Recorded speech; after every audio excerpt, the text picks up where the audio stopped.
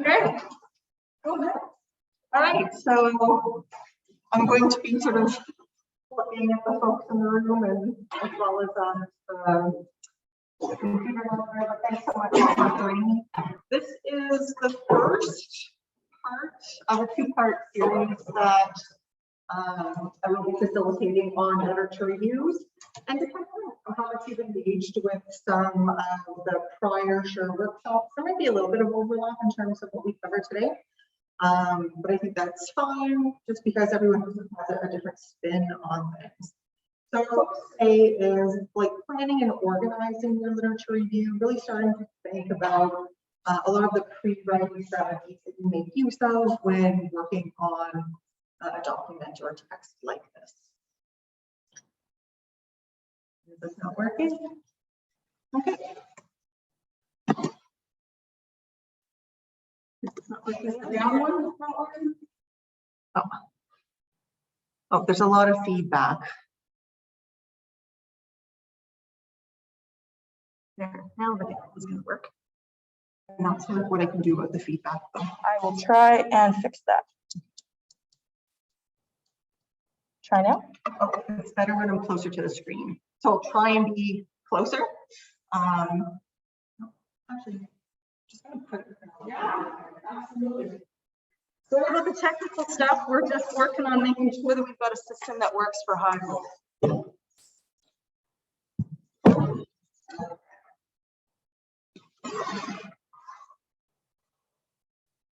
There we go. How's that? All right, is that better? It's a bit better. Okay. All right. Yay. We're making it work. Welcome to 2022. All right. So our focus is we're going to sort of review why we write literature reviews in the first place. And then we're going to think about how we're engaging and with those sources that we've spent a lot of time pulling together, thinking about sort of the questions that we can ask when engaging with all of the reading that we're doing, and how we can keep track of all that we have read. Because I think ultimately that's one of the bigger challenges of a literature review is you're spending all this time researching and reading, but then you have to remember how it all fits together in order to put your literature review into place. And then we're going to start looking ahead.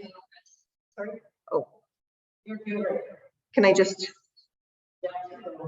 Okay. Can I just exit this one? Yeah. Okay. Right. And then we're going to. I really hear the feedback. Okay. Would it be better if I took off the mic? Yeah, we're just going to take it off completely. Sorry, folks. Yeah, just go. Okay. And then we're going to. Now I'm getting a bit distracted by. Okay. And then we're going to consider how we can start making use of different pre-writing strategies in order to think about the structure of our literature review. Whereas the next session will focus more on the writing itself. And this is because the writing process is really interconnected with the research and the analysis when taking on something like a literature review. Why is this? Yeah, just click on that and then we can. Okay. All right. So my first question to folks either in the room or who are zooming in. How familiar are you with this concept of the academic conversation? Is this something that is really old hat at this point, or is it something that you haven't really encountered before? Never heard of it. Never heard of it. So what do you think it could mean? Mix of the academic conversation. Any guesses?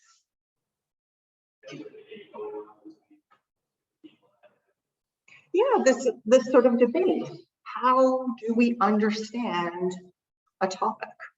And once we start thinking about literature reviews as being part of an academic conversation, I think it's sometimes easier to conceptualize what these documents are all about.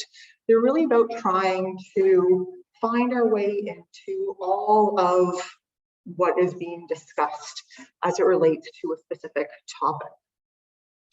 So when we think about the academic conversation, it relates to things like, questions like, how are scholars engaging with the topic? Where's their agreement or disagreements? What is adding to our understanding? How is research moving knowledge forward? And then how might I join the conversation? And there's sort of two ways in which we enter the conversation in this context. We can think of our critical engagement, so our analysis, our thinking about what other people have been suggesting or have been surfacing in relation to the research that they've been doing, or the theories that they're advancing, the ideas that they have. And we can say, hey, this seems reasonable to me, or this seems really odd to me because I would interpret it in this different way. But then we can also think about how our research, if we're conducting an original research project, is going to contribute to that conversation as well. And so that's with literature reviews. They can be either these standalone documents where we're really just providing that overall scope of what the current conversation is all about, or very commonly, it helps to situate the research project that we are conducting and provide some justification for what we want to accomplish. Now, with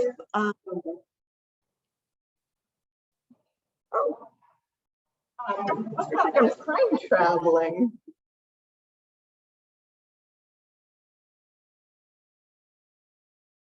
I don't know who that is or what that is. I don't know.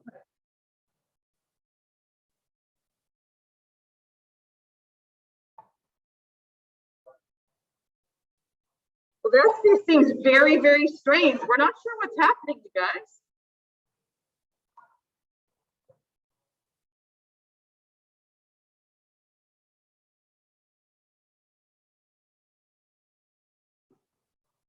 Can everybody make sure that their computer is on mute? I don't know where this is coming from. You can pull up the participant list. Yeah, it sounds like an older version of one of my talks.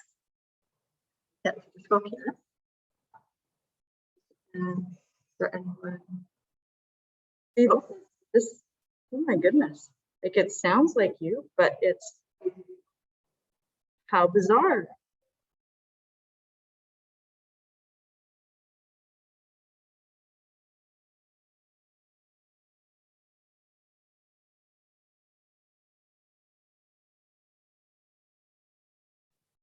So then it's something built right into the PowerPoint. Okay. Sorry about that, you guys. We're not sure what was going on there. Seems to be going on the moment. Mondays. But as you're putting together, as you're sort of getting a sense of what that academic conversation is all about, as you're doing a bunch of research, a bunch of reading, you're going to discover that there will be one or more questions that still don't have answers for them. But this is a good thing, because when you still have these gaps of knowledge, it helps create space for your own research, and it also creates space for other people's research. So you might start making reference to how someone else could start investigating this topic.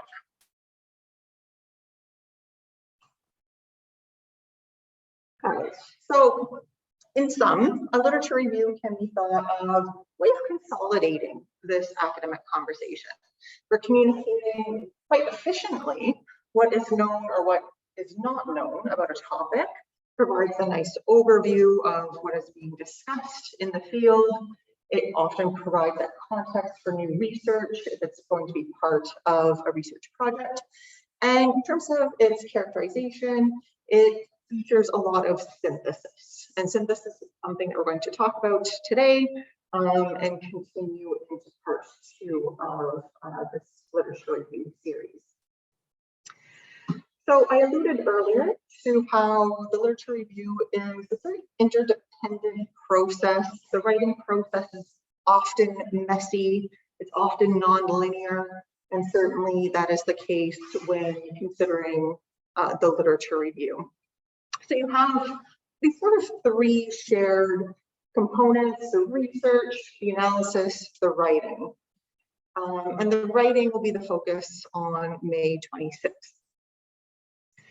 So at this point, you might have started doing research for your literature review. You might have started locating lots and lots and lots of different sources. But then the question starts to emerge: what do you do with all of this information once you have access to it? How are you going to engage with them, and how are you going to keep track of them? Those are two big questions. And ultimately, it is all about the questions that you're going to be asking. You want to consider how you are responding to the literature. When you are reading texts, you're going to be asking questions. Otherwise, you sort of risk accepting everything at face value. So what are some of the questions you might ask when reading? Let's take 3 or 4 minutes. For folks who are tuning in, you can contribute in the chat.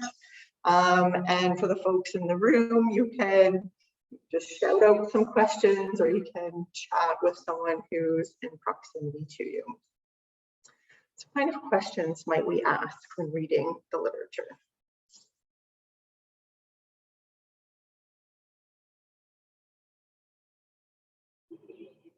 Yes. Okay, I was going to say, you could ask yourself about what bias researchers are. Yeah. So, what is the motivation here for conducting the research in the first place?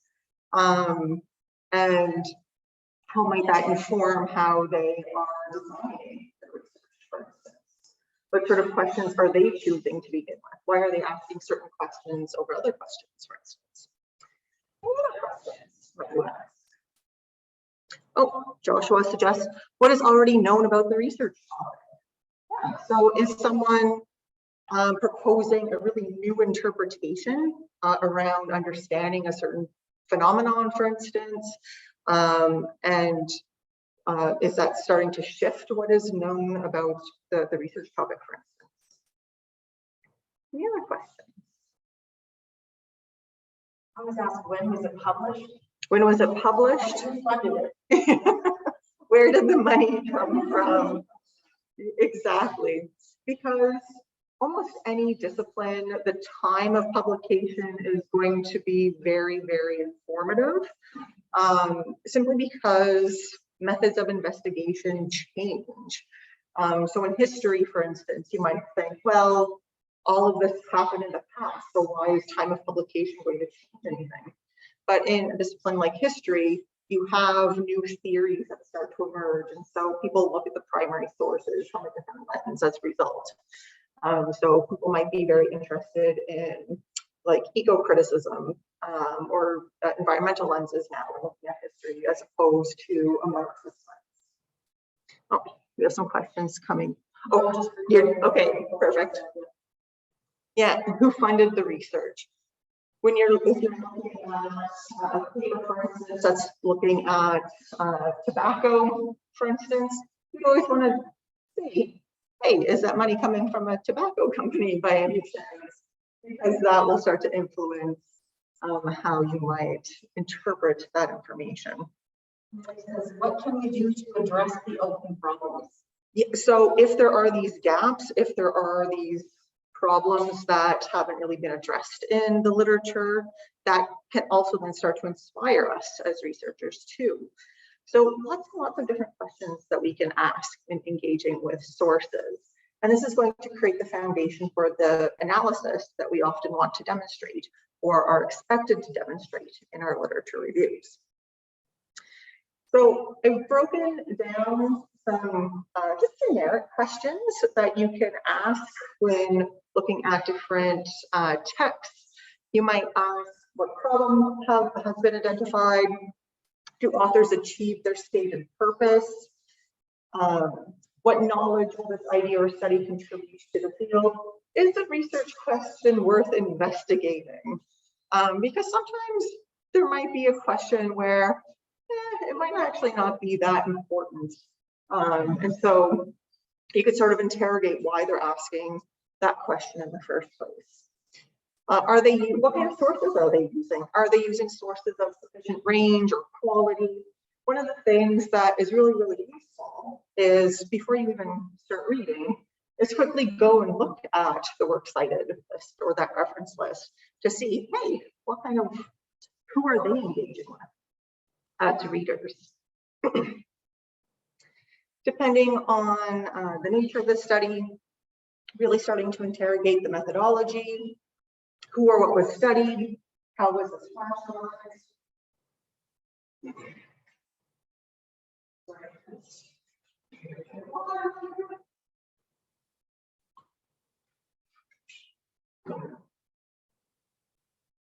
It's the risk of teaching with a mask. What tools and tests were used? Why? What type of data was collected? Why? Was the method appropriate for answering the research question or exploring the topic? And again, depending on the nature of the research question that's being asked, you might have a very different opinion about how that study should have been designed. And that's something that you can keep in mind as you're preparing your literature review. When looking at the results, the data, any surprises? Are the results generalizable? Is there sufficient data? How was the data presented?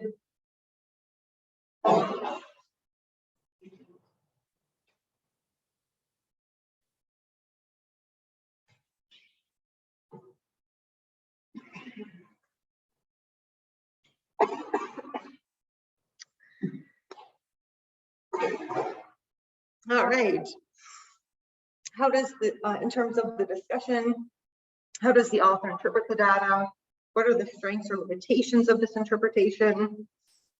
Does the author use logical fallacies when interpreting the results? Are you familiar with the concept of logical fallacies? Is it something that you've encountered before? Okay.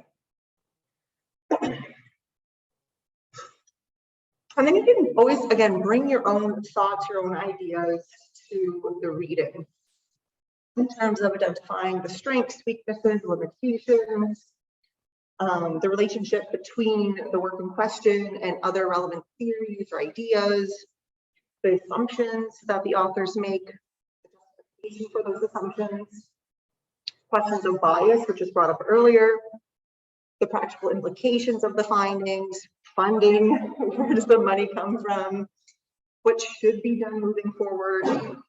And if you met the author or the authors, what kind of questions would you have for them? So if you met them at a conference, for instance, and you had a conversation, what are some of the things that you would want to learn more about? That's often a really good indication of your level of engagement with the reading.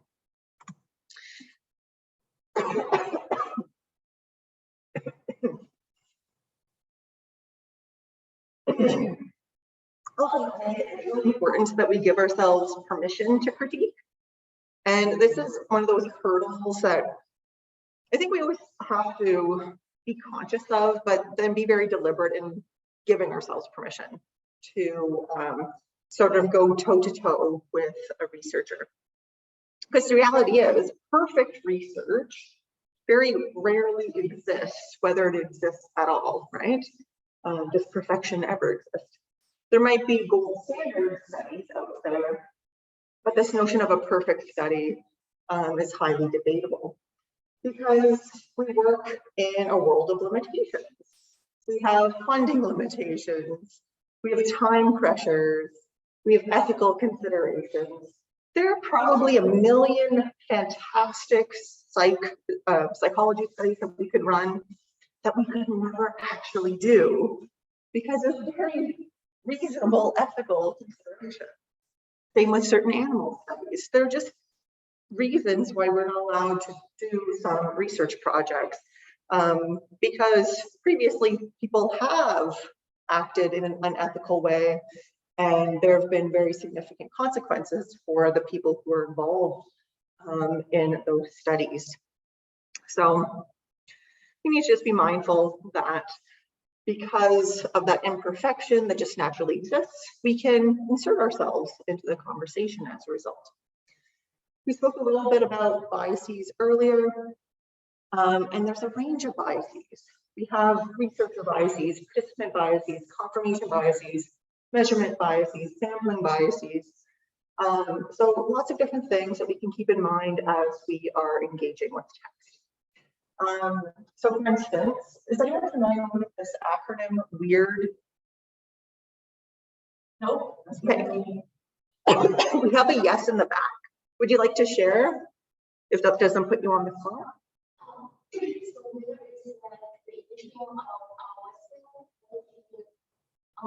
Industrial exploration. Exactly. And why is weird such a concern? So most of students graduate Canadian obviously they are majority of them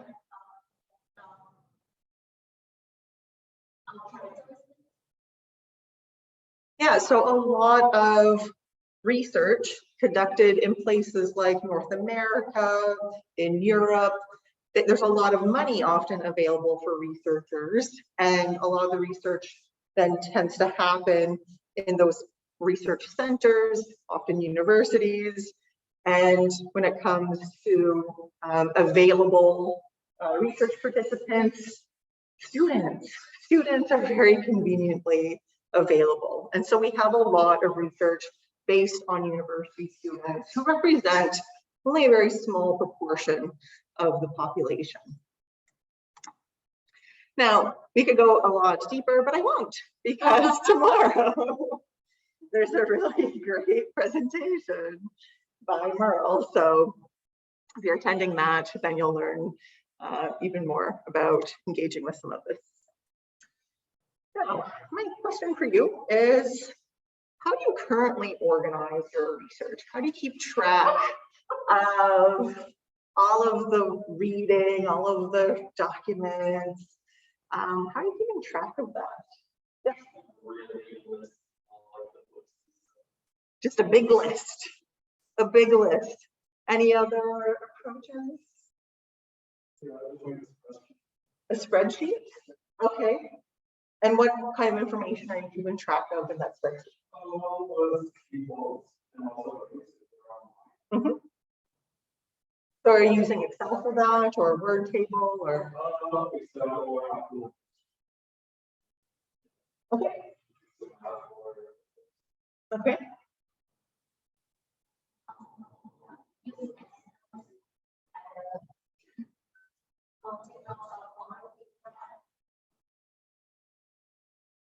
So it's like sort of different forms that we've cobbled together ourselves.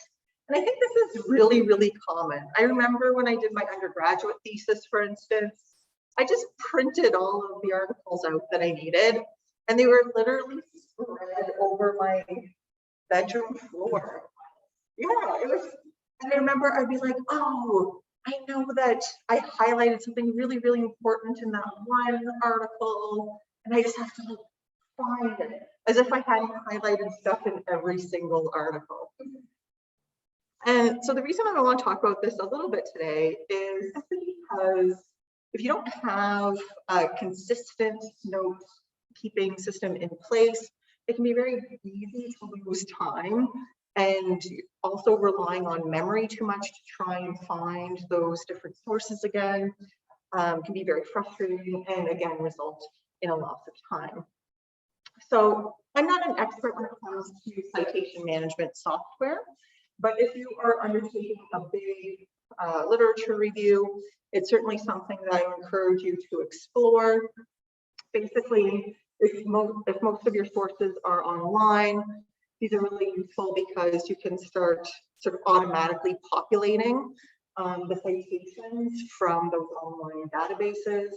So the more common ones, and the ones like the university support, EndNote, Mendeley, Zotero. And if you want to learn more about Zotero, there's an upcoming short session on May 30th. I think it's Helen Power who is facilitating that.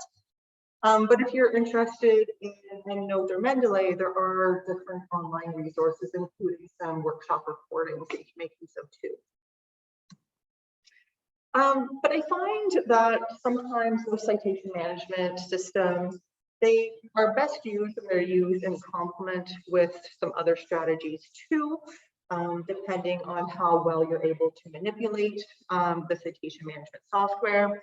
So we're going to talk a little bit about annotated bibliographies as well as matrices in order to start really engaging and commenting on the sources in addition to organizing them.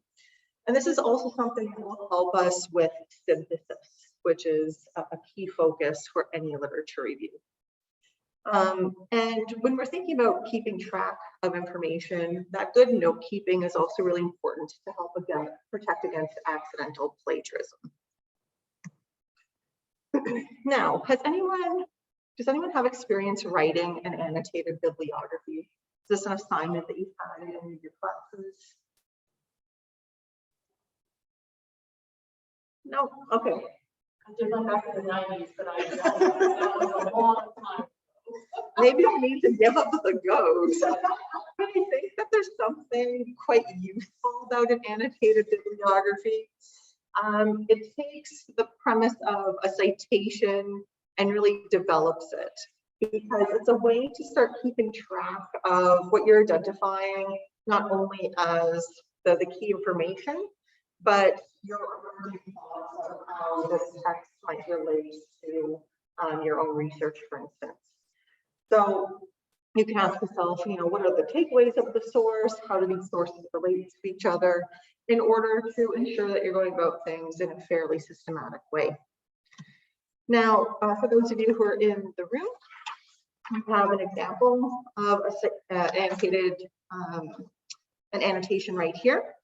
I just wanted to provide a little bit of the research context so you're not reading this and wondering what is going on.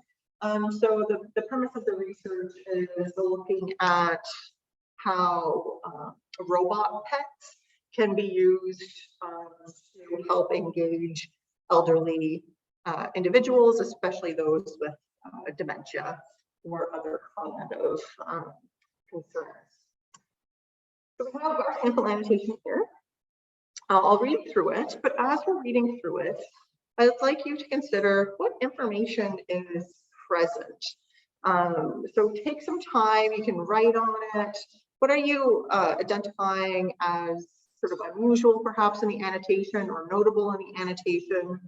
And why do you think that might be included? So it reads as follows. This is from the Journal of Gerontological Nursing. The authors study the impact of a robotic cat, Justo-Cat, on the mood and behavior of 4 persons living with dementia.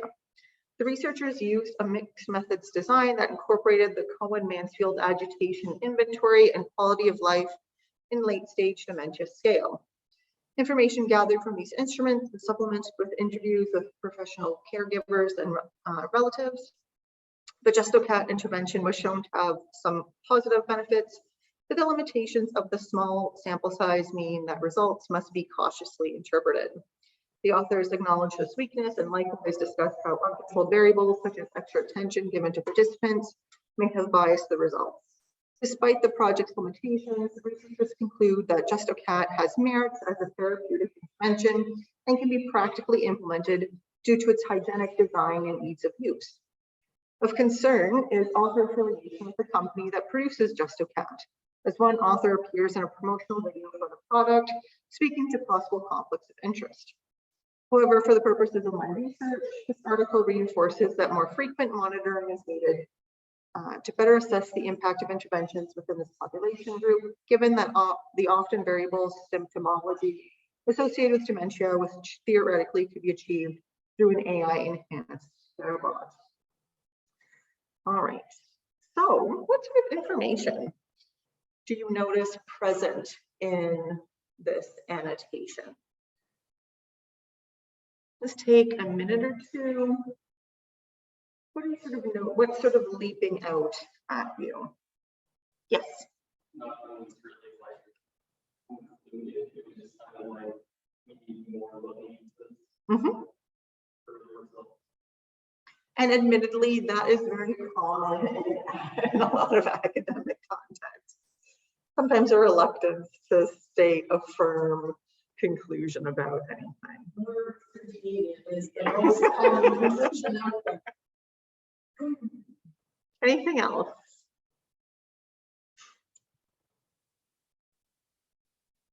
It describes the methodology Mhm. and sort of breaks it down for us, the positives and the negatives.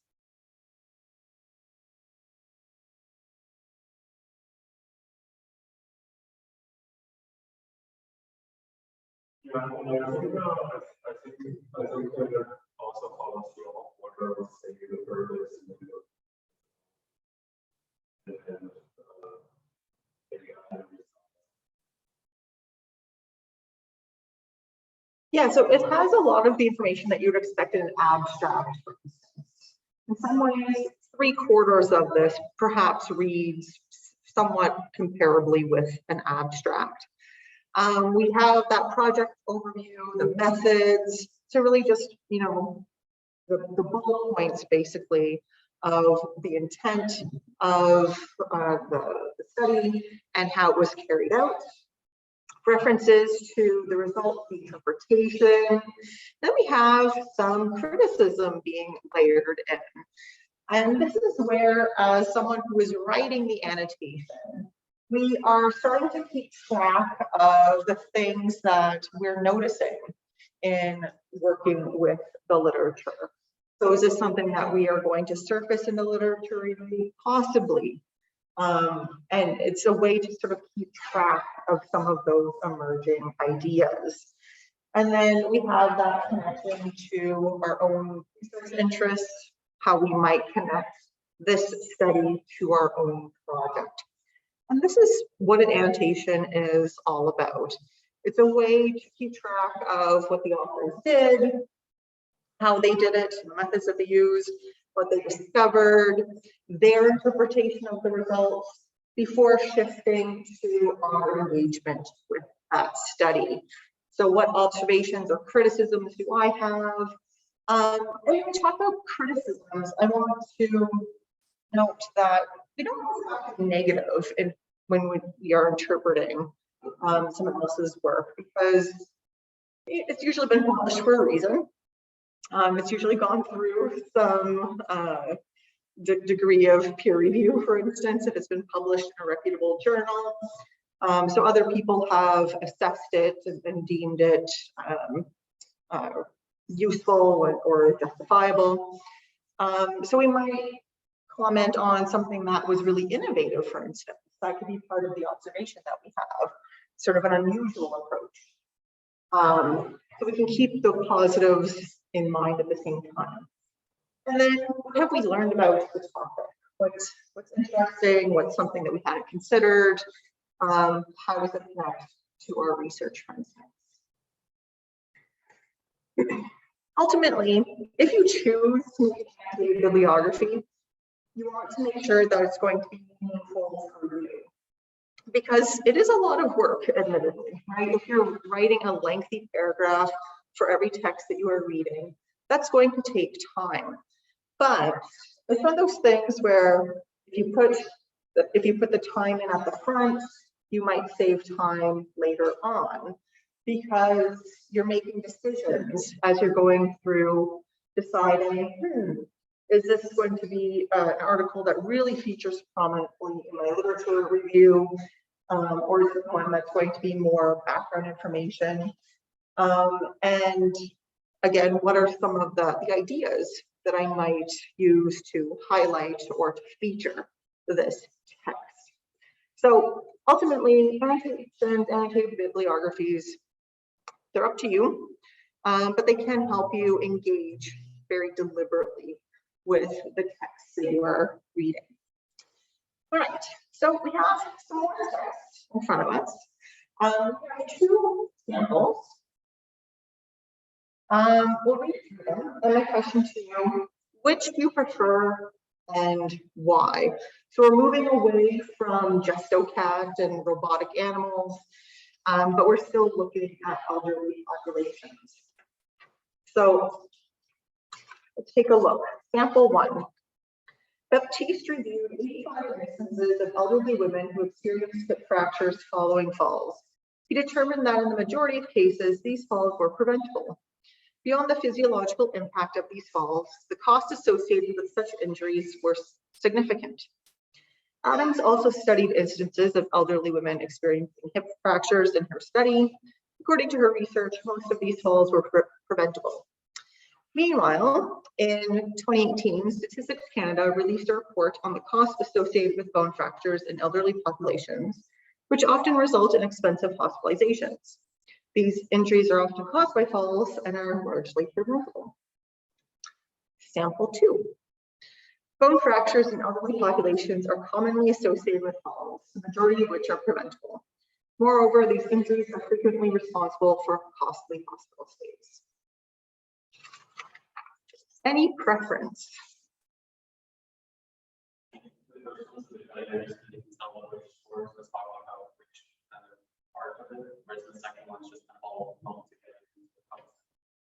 Okay. Any other opinions?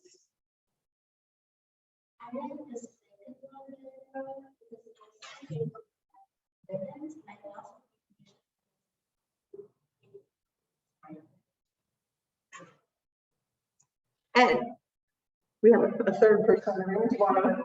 Yeah, I think it's just just because there's it offers more detail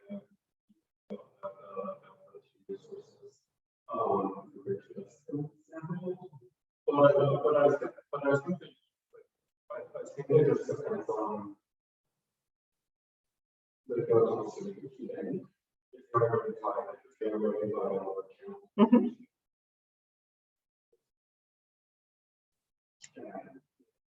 Yeah. Any opinions from, I want to say like the cyber world, the net, talking about the 90s earlier. One of the reasons I like to get folks to look at different bits of writing in comparison with each other is to sort of firm up or gain insight into your preferences, and more importantly, why you have those preferences as a reader.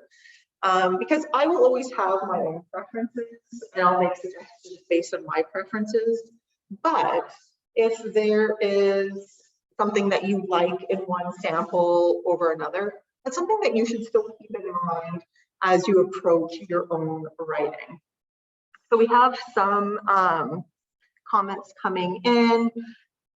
So someone is saying that it depends on the main focus of the paper, and that is often really critical. Context is key, whether or not you need a lot of information or less detailed information.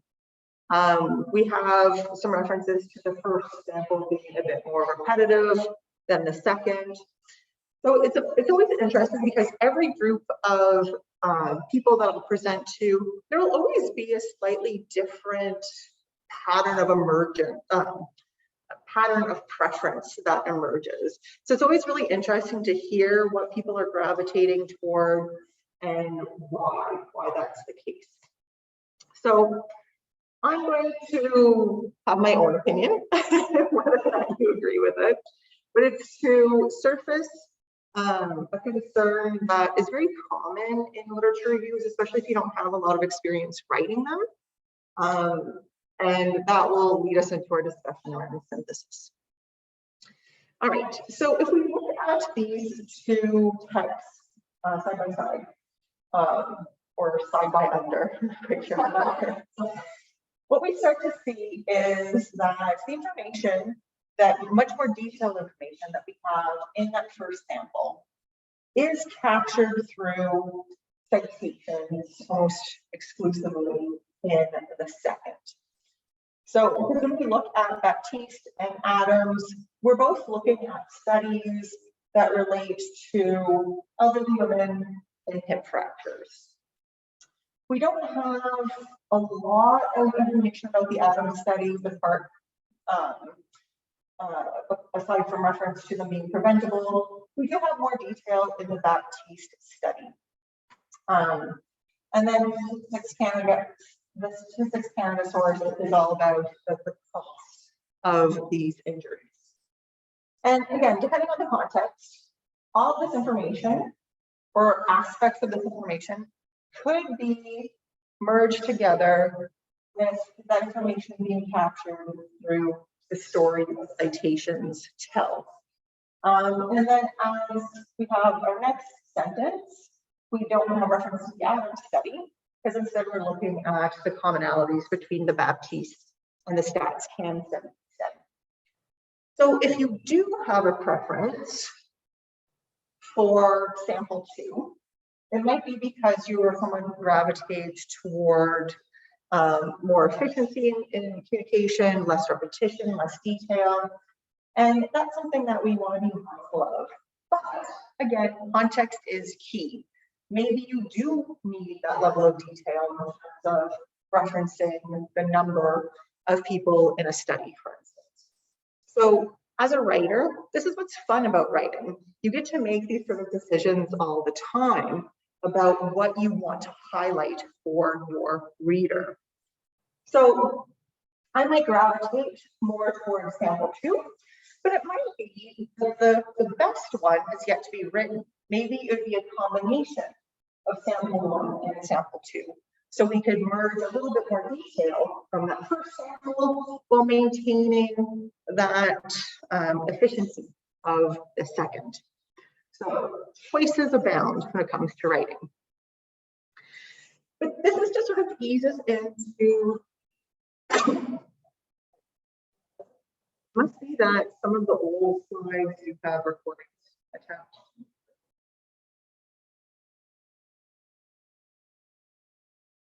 There we go. Okay. Learning so much. The most common pitfalls in a literature review is seeing summary after summary after summary after summary. And what happens when we start seeing this in a literature review is we start to question, but what is the story? What is the conversation? How are these studies relating to each other? In that previous example, we could see a sort of story emerging in that first sample. So this instance of the summaries appearing one right after the other, it probably wasn't as apparent. But we always just want to be mindful, again, how do these studies connect to each other? What is that conversation that's emerging? Because that's what we're aiming for literature. We're really aiming to synthesize all of the reading that you've done. Because it might be that your literature review is based on like 50 or more studies, depending on the context. And those are the studies that you've selected to include. It might be that in your reading, you actually excluded 50 additional studies. So here we have a little activity. It's on the back of the paper for those of you in the room. And for those of you who are tuning in Zoom, you can contribute in the chat. Here we have a selection of images. How do we group or organize these images? It seems like a sort of simple task, but it might be a little bit more complicated than we realize. So how might you group them? Let's take a few minutes to see how you might organize these images.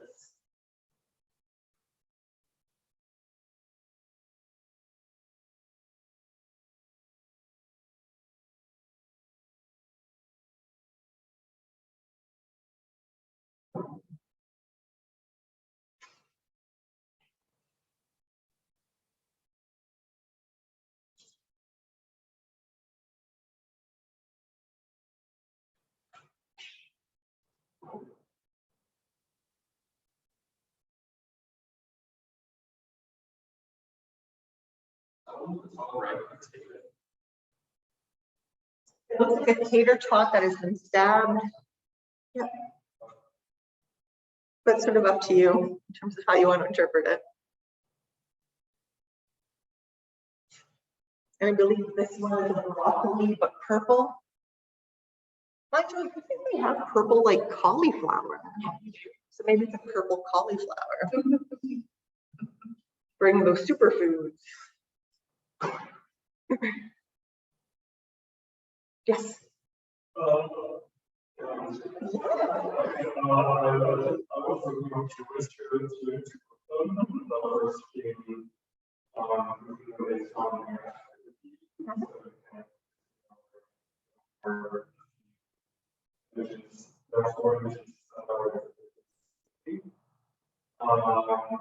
And the other ones are up.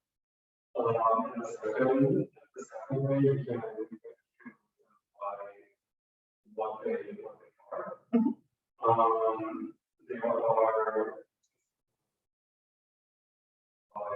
images depicting animals, whereas the other four are. Yep. Yep. There's not going to really be a right answer with this activity. But I like both of those answers. Any other suggestions? How might we group these together?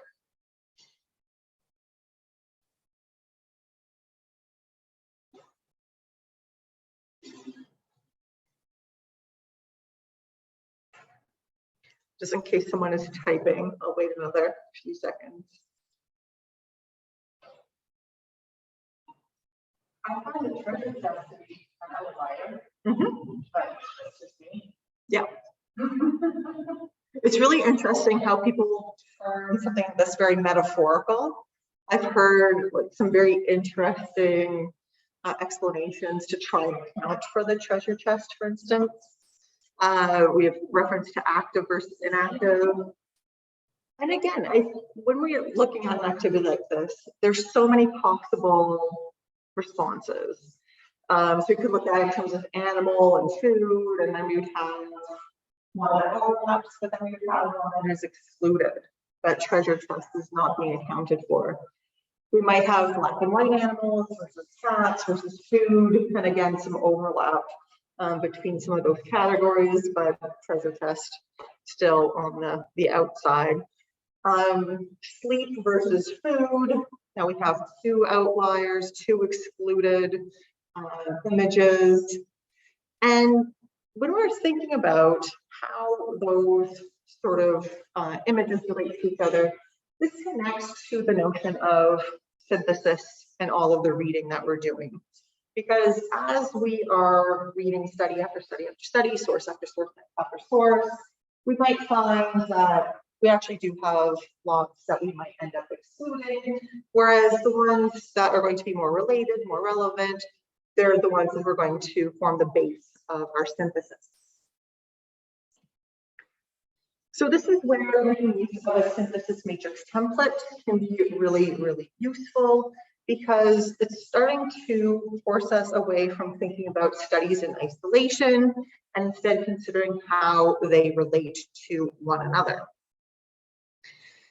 In order to start making this meaningful, we need to start populating it, and this can be refined to your preferences. It can be something that you have very specific columns that relate to your topic, or you could have it very basic.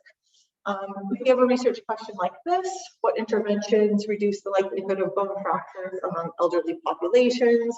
We might have our citation information, the research focus or the research intervention, the methodology, our understanding of the strengths, as well as the limitations of the study. But we can make those columns more specific depending on how we are engaging with those works. And once we start populating a matrix like this, it becomes more clear how studies relate to each other, because we're able to take that sort of mass of related studies and start breaking them up into sub-themes in a way where it becomes easier to visualize how that might present itself in our literature review. So for instance, we start seeing, okay, we have two that are focused on exercise regime. So if I was to really start organizing my literature, thinking about how the interventions might be the sub-themes that I organize my text around. I could put these two texts in relation to each other. Or it could be that I'm going to look at longitudinal studies, or I'm going to look at this general concern about participant compliance. Regardless of how you choose to use this information, what it's doing is it's allowing for this forced comparison that will make it easier to start thinking about how this might be represented in the text that you are creating.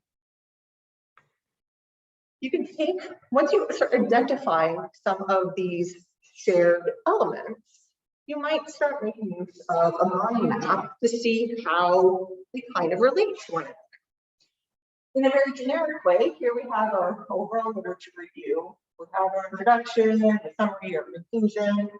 We're usually going to have a number of themes, but within each of those themes, there might be some sub-themes or even some sub-sub-themes. So in our case of bone fractures in elderly populations, we might say, okay, well, these are the emerging clusters that I'm noticing in my reading. We have bone density, we have interventions, we have costs, we have demographic shifts, and then we have some interesting sub-themes in here. Bone formation, physiological degradation, and then some even smaller themes that are emerging in our research. And it's great to have this all present for us, because at this stage, you're not committed to anything. It's still very easy to play around with structure, because as you step back and look at this, you might start asking yourself, is this going to be that linear order that I follow in my literature review? Or do I want to play around? Do I want to shift things around? So it's really easy at this stage to start thinking about, hey, how could I make this different? So that's quite a dramatic shift. We go from having sort of 4 main themes in our body to 2. But it's because we started moving things around in order to make something that might be more sensible and might be more easily replicated in a linear structure, which is, of course, the structure that a literature review requires. So maybe we'd actually move some of those ideas into the introduction, and then you'd focus on these 2 main themes, really considering all of those sub-themes in relation to those larger themes. Because once you have sort of this general concept sorted for yourself, then it becomes easier to start thinking about outlining. And I think the temptation for a lot of us is we do reading, we start getting these ideas, and we start making a general outline. But we spend a bit more time mapping and thinking about structure, then it can make the outlining process even more straightforward, shall we say. Or it might be that these things are happening in parallel to each other. Again, the writing process is often quite messy. So you might have a couple of systems on the go at once, and that's perfectly fine. But going from the map to the outline often just becomes a little bit more evident how things are going to slot together. And so once we start identifying those themes, and then we can start pulling in those sources. What are the sources that will best speak to those specific ideas? And so this is, again, helping to ensure that we are synthesizing information from the very start.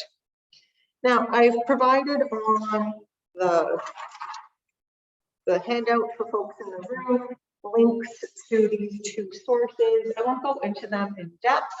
For the folks who are tuning in, maybe we can grab those links and put them in the chat. So if you're not familiar with Excel, or you're not sure how you can use Excel to help with preparing a literature review, these are 2 sources that might be of interest to you as well. So the reason why we are so concerned about synthesis in a literature review is that when we are demonstrating to our readers that we are able to blend these sources together, it's showing that we are really engaged in what we have read. And it has a way of communicating a certain amount of confidence, because we've demonstrated that, sort of like at a host at a party who is going around introducing the newest guest to everyone in the room, we're sort of showing in a similar way our readers, we can very effectively guide them through that conversation. And so they respond favorably as a result.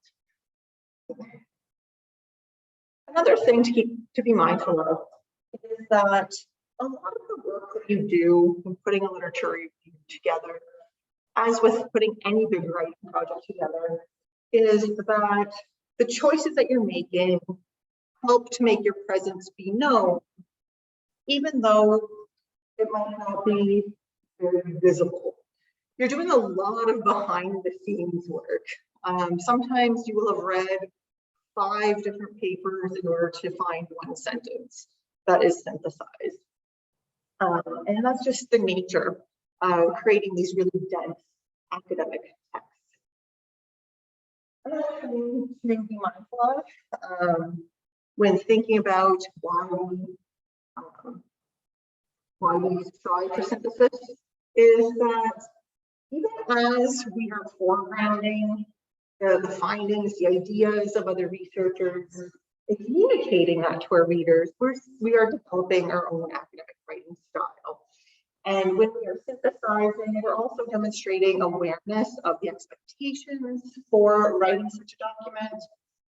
And also thinking about readability, because we're able to sort of parse out how much detail, how much information will a reader need to know at a given moment in order to understand the ideas that we're trying to share with them. Now, a question emerges: how do all these themes, sub-themes, sub-themes relate? It depends. Context is key, and similar to that little sorting exercise that we did, there's no singular way to arrange information. You get to make these decisions as a writer. It's an imaginative process for thinking about our reader's needs, the information that they need before proceeding to another section. I think one of the best compliments probably I ever received, this was for my master's defense. I had my table of examiners. We were talking about my thesis, and one of the examiners said, I would have a question, but then you would address it in the next paragraph.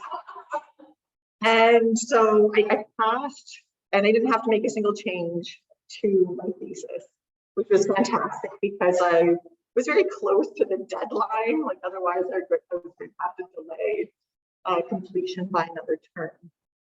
So that anticipation of what a reader might ask or what they need, if you're able to meet that, fulfill it, they're just going to have a lot more trust in you as the writer. So be mindful again of the flexibility that you have as a writer. You get to play with outlines. And this is where thinking of a couple of different structures before committing to one can be really useful. Thinking about how you might move structures around. But even after you've written a first draft, in all likelihood, you're going to make some changes, some structural changes. This is really, really common. You don't have to have an absolute perfect draft to start or a perfect outline to start. You can start and then go back and change, make those structural changes. And as part of that, one of the best things that you can do is seek out feedback intervals in order to gain a reader's perspective to make sure that you are anticipating what they need. All right, and so we're almost at the end here, and right on time, despite all of the issues that we have. Ultimately, though, any system that you choose it's going to be dependent on how you're using it. So if you're creating this like really elaborate system, but you're not sticking to it, there's no merit in that. But if you have a simpler system that you're able to stick to and be consistent and it's working for you, then stick with it. But you can also adjust. It might be that you're in a moment of moving from sort of more mid-range papers to much longer projects. And sometimes that shift will require a sort of foundational shift in how you're keeping track of information or how you're approaching the project. Because writing a 10-page paper, for instance, is very different than writing a 50-page paper. And it just requires some different strategies. Those strategies can be used in very complementary ways. They might be making use of the citation management software, maybe an annotated bibliography. But having something like a matrix can be really, really useful to ensure that you are engaging with that level of synthesis from the very start. All right, so on the 26th, I'll be talking about some common structures in literature reviews and really focusing on some of those key writing techniques. I'm happy to stick around if there are questions. We'll keep it. That's a lie. I mean, it's the reality, I think. I don't drink coffee, but otherwise, it's very, very truthful. But yeah, if there are any questions, I'm happy to stick around. So feel free to type them in if you have questions in the room. Show them out.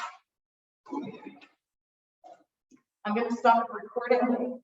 But if any of you guys who are on chat, if you want to ask your questions, you can either put them in the chat or you can unmute yourself and put them on.